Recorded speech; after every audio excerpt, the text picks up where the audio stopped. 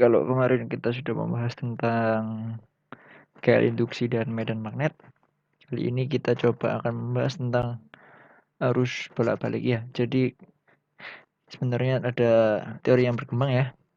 Jadi yang pertama itu dari arus listrik statis, di mana ketika arus itu dia relatif konstan, kemudian ada arus DC atau arus searah yang secara grafik itu atau secara matematis ya, dia relatif konstan, yang terakhir arus AC.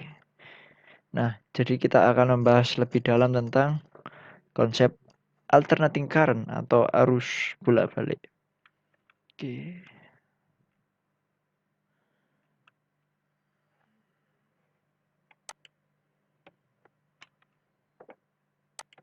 Nah, yang pertama kita tahu di recurrent ya atau arus yang searah. Grafik merahnya menandakan dia relatif stabil.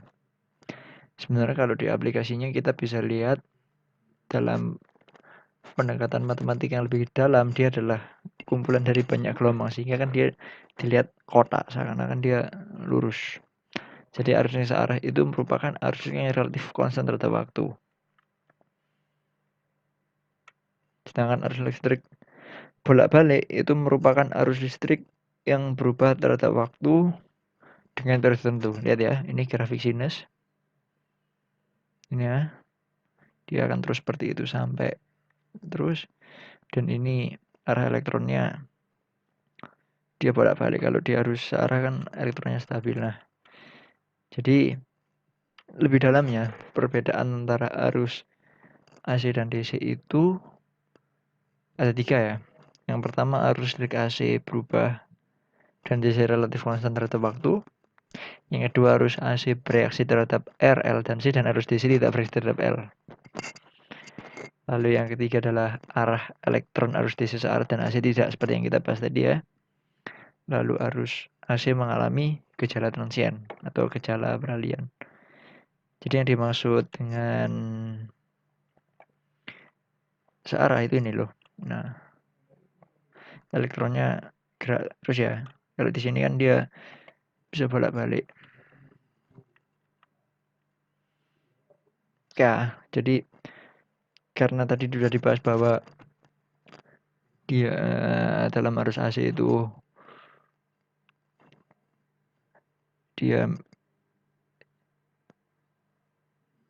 dalam arus AC dia memiliki beda arah ya, dan dia bolak-balik, maka dia memiliki reaksi tertentu terhadap tiap-tiap komponen. Kalau dalam DC kan dalam C itu hanya untuk menyimpan, dalam induktornya dia tidak bereaksi, hanya bereaksi seperti resistor. Lalu untuk bagaimana? Yang pertama gunakan hukum Kirchhoff tentang tegangan. Ya, ini bisa tulis. Dan hukum Kirchhoff tentang arus. Kalau dalam paralel, dalam seri itu kan arusnya sama semua, sehingga kita bisa tulis VL per L dt integral ya, integral dari LDI per dt sama dengan VR per R atau sama dengan turunan dari CVC dan sama dengan tegangan sumber dibagi dengan VG ya, dibagi dengan Z. Kan harusnya sama, kita pakai manipulasi V1 per LDT. Nah, dan sebagainya yang ada di ini, kita pakai manipulasi ini. Kemudian kita bisa tentukan dalam bentuk VG bahwa VL kan kita integralkan. Misal ya, nilainya di sini cos. Sebenarnya bisa sin, bisa cos, tapi di sini dengan cos. Nah, yang pertama kita tahu VL diintegralkan, cos diintegral kita turunkan. Maaf ya, kita turunkan integral. Kita turunkan menjadi minus sin. Yang ini. Sedangkan VC kita integralkan, kan integral dari ini nilainya baru itu. Integral dari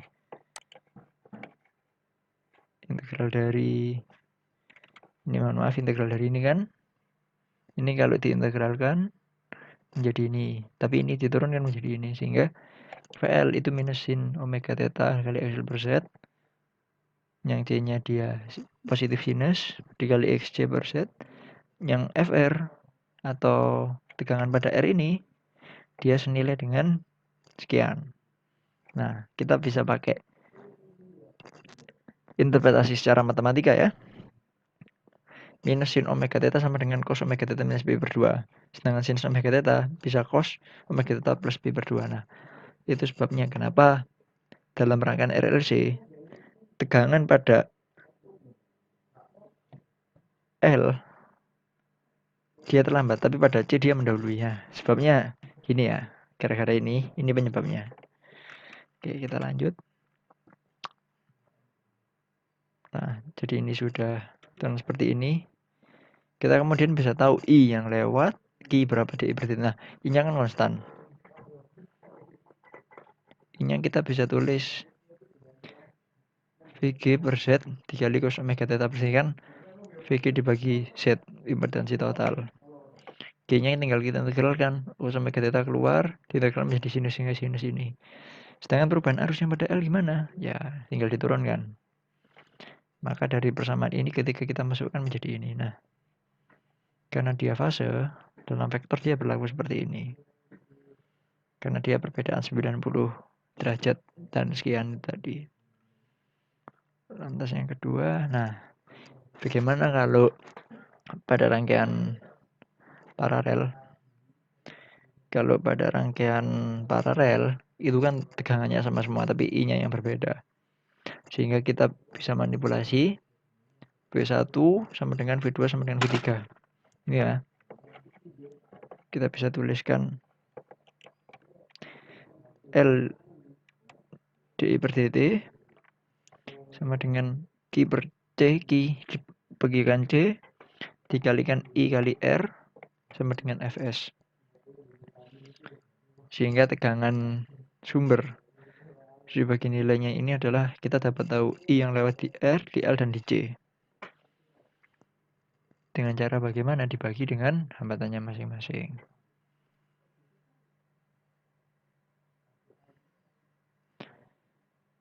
Dan udah jadi I yang lewat jadi I1, I2, I3, I total.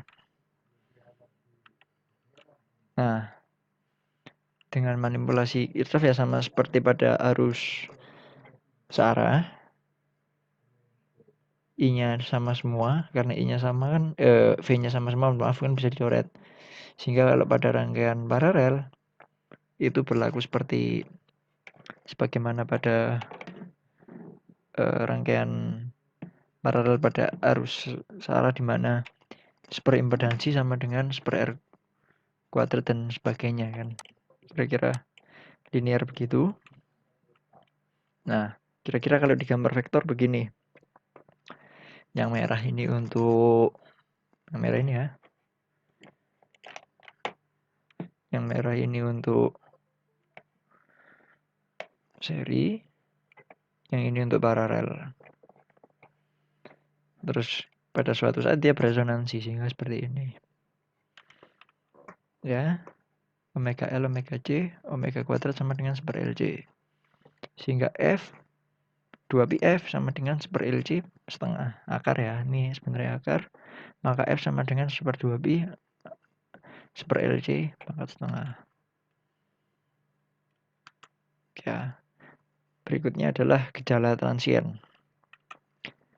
Gejala transien itu tidak lain sebenarnya adalah gejala peralihan ya. Jadi seperti dijelaskan di awal tadi ya, ketika arus AC diberikan sebuah tegangan atau sebuah daya, dia akan bereaksi berbeda-beda. Berbeda dengan arus DC.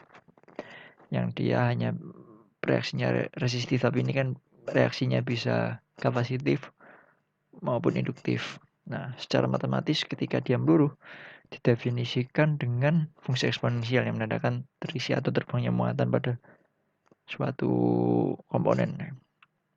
Lantas bagaimana sih untuk memahami secara matematikanya? Kira-kira begini. Sama ya, pakai hukum Kirchhoff. Kita bisa tuliskan bahwa V source, V yang pada sumber, sama dengan tegangan VR ditambah VL. Nah, dari ini kita bisa tulis I kali L sama dengan LDI per dt. Kemudian kita kurangi. Kita bagi L kan sudah terpisah. DI per dt sama dengan VSIR per L. Kemudian kita tulis dt per L sama dengan DI Fs per R. Fs dikurangi IR. Oke ya. Selanjutnya kita integralkan dt dari T ke 0, terus DI dari I1 ke 0. Nah, kita lakukan manipulasi matematika. U, ini yang nilainya ini, kita ganti dengan U. Sehingga R, DI sama dengan minus DU, kita masukkan. Maka kan ketemunya RT per L itu sama dengan ln. Ln ya, ini pindah, kita eksponensialkan. Sehingga Fs ini menjadi tanpa ln dan ini menjadi eksponensial. Sehingga rumus akhirnya ini. Per R dikali Fs kali ini tambah arus awal dikali pelucutan. Kalau I 0-nya 0, dia 0. Itu IT secara fungsi waktu. Oke. Terus kalau pelucutan gimana? Ketika pelucutan itu kan dia tidak diberikan tegangan sama sekali. Artinya antara kedua muatan itu dia meluruh untuk mendekati 0. Kan dia meluruh. Dalam proses fisiknya kira-kira seperti itu. Nah, bedanya di sini kan, bedanya dengan yang tadi, kan nggak ada komponen yang ini loh. Yang ini kan nggak ada, dianggap 0 kan. Sehingga I kali R sama dengan minus L DI per dt. Kita bisa tuliskan IR per L sama dengan DI per dt. Tinggal kita pindah ruas. Ini jadi ln. Sama seperti tadi ya, batasnya kita masukkan I dan I0. Yang ini T dan 0. Sehingga I sebagai fungsi T sama dengan I0 E pangkat minus RT per L. Itu untuk pelucutan rangkaian RL. Yang kedua terhadap RC. Sama ya, langkahnya sama. Langkahnya adalah sama, VRL per L. V0-nya adalah ditambah per VC tadi. Di sini kita gunakan V0, VR, dan VC. Maka kita bisa tulis V0 IR plus Q per C.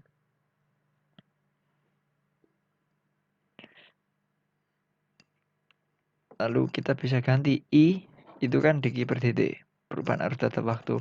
dq per dt R tambah Q per C. Kemudian kita lakukan langkah yang sama. Nah, kita bisa tuliskan V0 Q dibagi RC sama dengan dq per dt. Kita pindah ruas. Nah, sama seperti yang pada pengisian RL ya. Kita lakukan manipulasi. Ini kita manipulasikan, diintegralkan dari Q ke 0, yang ini T ke 0.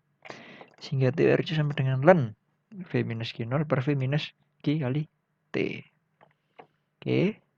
Seperti itu, maka proses pengisian ya Q sebagai fungsi T sama dengan VC. V dikalikan dengan C dan Q dikali 1 kurangi E pangkat TRC, atau kita bisa tulis eksponensial T per RC ditambah Q0 eksponensial T per RC. Kalau Q0-nya 0 ya dia 0.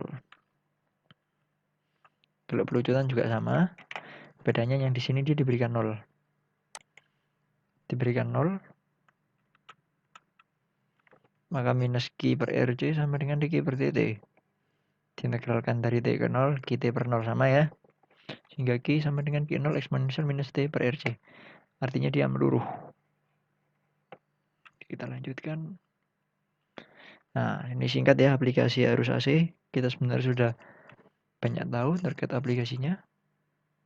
Ini sutet. Kemudian ada konverter AC ke DC. Atau DC ke AC dan sebaliknya, dan generator listrik. Oke, baik. Saya ucapkan terima kasih. Mungkin ada yang perlu untuk ditambahkan. Mohon kiranya untuk ditambahkan.